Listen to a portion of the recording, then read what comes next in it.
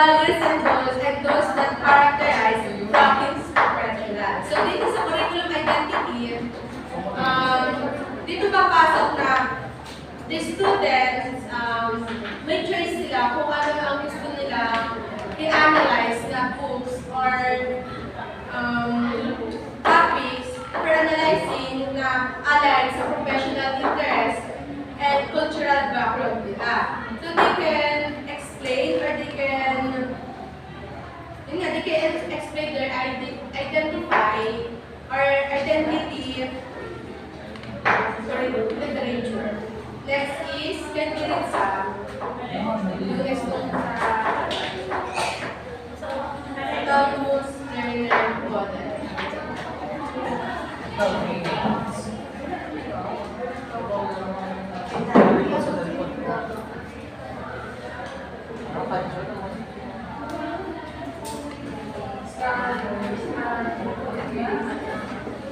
Orientation of weight students. Orientation of weight students, teachers, and administrators with a central concept in gifted education and the specifics of this model. At this level, gifted students work together to do self-understanding exercises that will help them be familiarized with each other. The students are expected to develop an advanced learning plan as part of their orientation experience that includes information about their giftedness, various personal and academic needs, learning experiences they might need, and other things that will help them succeed. So dito sa autonomous learning model, sa letter A, so at this level, so yung the gifted students is required to work together sa sa kapwa students niya and to develop or ina-expect na ma-develop ang kanilang advanced learning plan as a part of their discussion or orientation experience. Next is individual development process. Sino po kami ito? Individual development focuses more clearly on development skills, concepts, and attitudes that promote lifelong learning and self-directed learning. Ayun lang. So dito sa individual development, it focuses more clearly on developing skills, concepts, and attitude that promotes lifelong learning and self-directed learning. So sa letter B na individual development, dito papasok po is sa student na to learn critically and solving problems and manage their time effectiveness. So dito papasok na yung learning nila sa critical thinking and for solving problem is hindi expect na mag-lifelong learning to or maging learning long-term learning na hindi agad hindi agad nawawala sa status student. Next is letter C, fail. Enrichment activities involve two kinds of differentiation, namely differentiation curriculum by the teachers. Second, differentiation by students. Students are exposed to various activities to develop their platform. So sa enrichment activities, there is two types of differential of curriculum. Ang una is differential of curriculum by the teacher. And the next is by the student naman. Sa una, so at this level, wait lang. Yun. Dito papasok sa una is yung differential of curriculum by the teacher is dito papasok yung pag-a-adjust ng curriculum to meet the needs and interest ng student. So, ibig sabihin, ina-adjust o kinakailangan i-adjust ang curriculum o isang curriculum for student or for the gifted student kung alam na nila kung ito ay hindi na-align hindi na-align sa needs or hindi na namimit yung needs ng student. So meaning,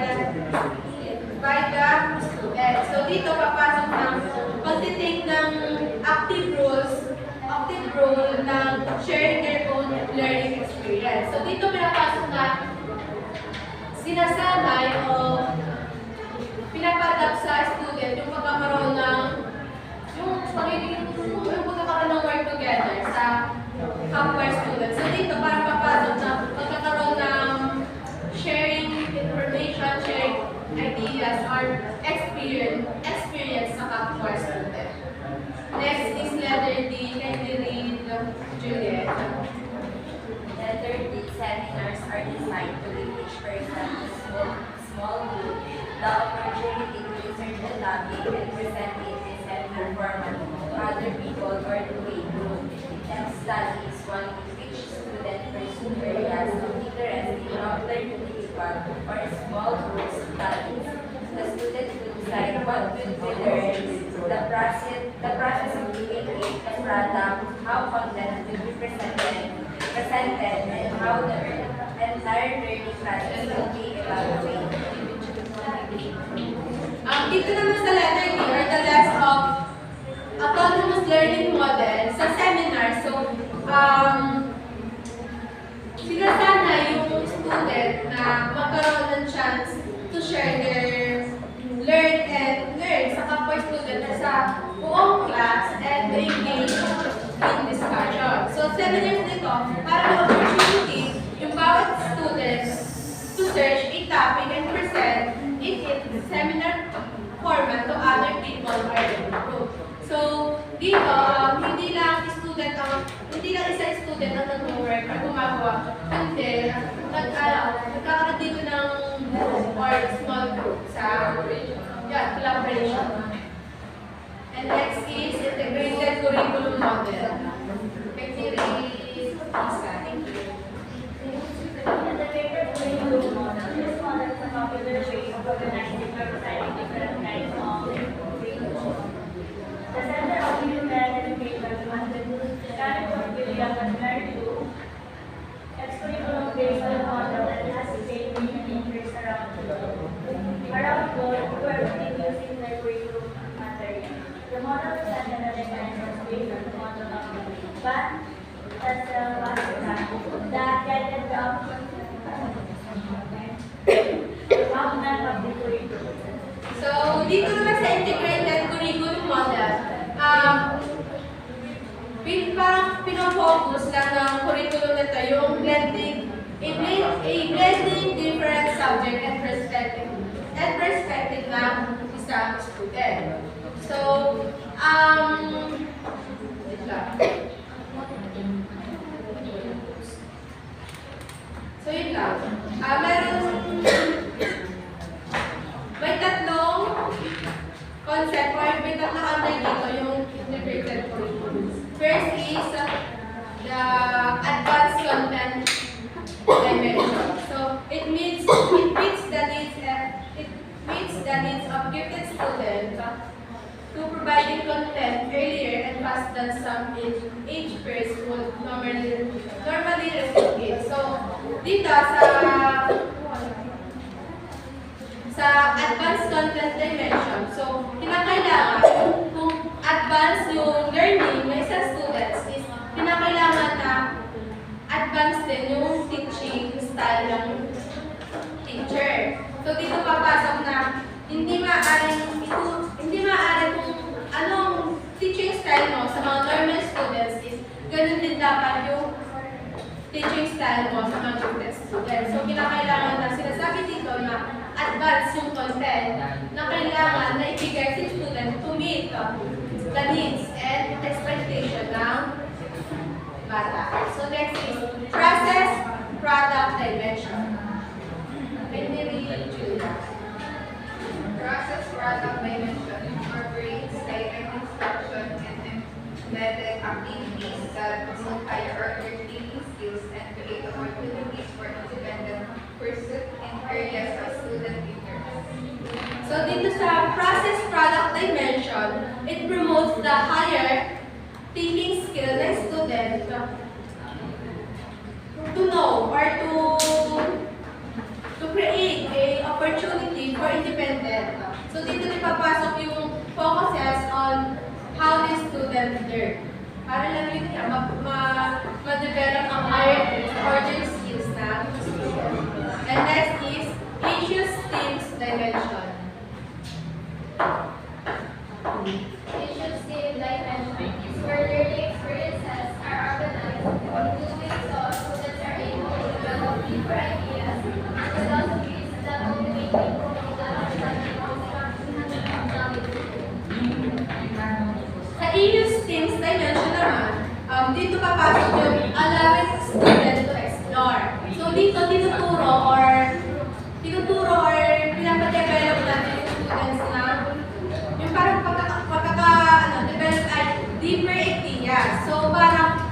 sa isang picture, hindi maaaring isang sign or isang maliit na picture lang yung parang makikita ng student. So, hindi, parang dahil sa pag-develop ng deeper knowledge sa student, parang kaya na nila tignan or mag-isip na isang bagay na malaki. Or kumbaga sa big picture, nakikita nila yung different piece of knowledge. Kumbaga sa isang picture.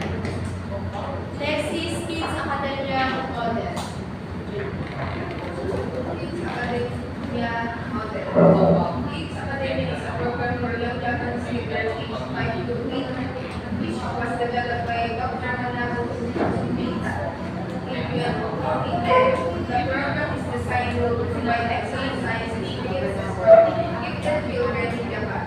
The teachers participating in the program were rigorously selected using practice adapted from the gifted behavior practice in science for primary children. Aswina, Iwaki, and Sumida 2011 identified 3 major phases that are followed in the development of curriculum. So, ito yung next model sa gifted curriculum. So, yung gifted academia model, it is a program for young Japanese children na dinevelop ni Dr. Manabu Sumita in 2010. So, this program is designed to provide excellent science experience for the gifted children. So, dito sinasabi na pinopromote ng Kids Academia Model yung excellent or the higher ideas or higher thinking skill for the young children to meet their